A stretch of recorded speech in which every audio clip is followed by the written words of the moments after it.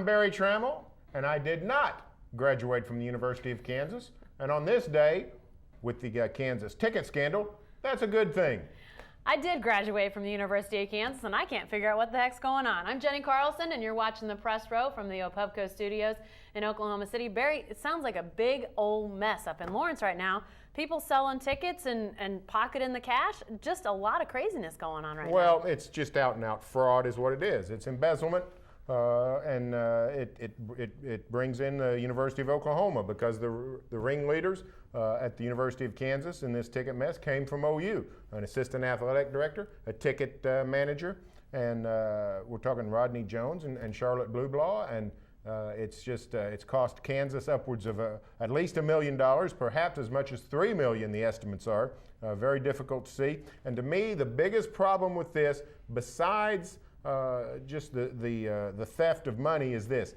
I think it's a breach of trust for college fans. If you're a Kansas basketball fan, or if you're an Oklahoma football fan, and you're sort of roped into this, you wonder, hey, am I getting cheated? Well, those tickets I couldn't get to the Final Four with Kansas, or the OU Texas game on the Sooner side, was I denied tickets because somebody was lining their pockets? It's a breach of trust for a fan base that, you know, Jenny, very loyal on the college side. Yeah. I mean, these are fans that stick with you through thick and thin, spend unbelievable amounts of money to follow your teams, and to be treated this way, in my opinion, is a really tragedy. Well, I agree, and I think that, you know, whoever has to go down for this, and I have a feeling that there's going to be not only the people that were directly involved who've now all left Kansas, but I would think this goes to the highest levels. You're going to see some real heavy-handed ramifications on this, and rightfully so. I mean, it is a trust factor, it's a monetary factor,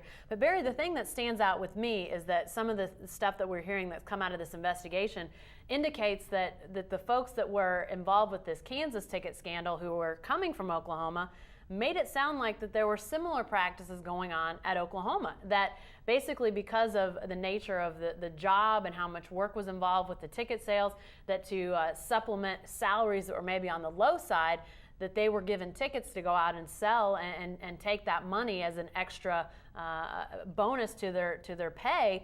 If that's happening, it makes you wonder if it's happening in Oklahoma, if it's happening at Kansas, which we don't yet have any evidence that is happening in Oklahoma other than this investigation at Kansas.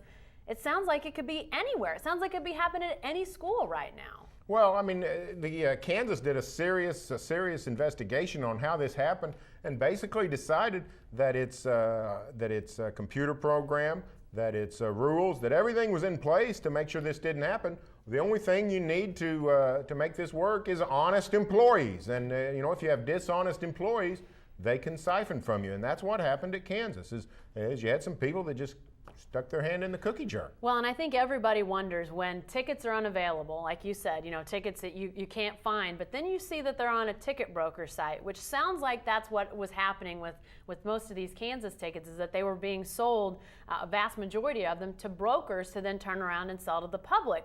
And, you know, we've all been in that spot where we've gone looking for tickets and they've not been there. And it just makes you wonder, you know, if I can't find tickets for this, are people selling these tickets to these brokers from the get-go and not making them available to the fans of those schools? I think this raises a lot of legitimate questions, that if it can happen with Kansas basketball, especially, as you say, a program that's it seemed to have all of the different issues in place to not have this happen. If it can happen with them, I really think it could potentially be happening anywhere. Stay with the best coverage team anywhere at newsok.com and every day in the Oklahoman.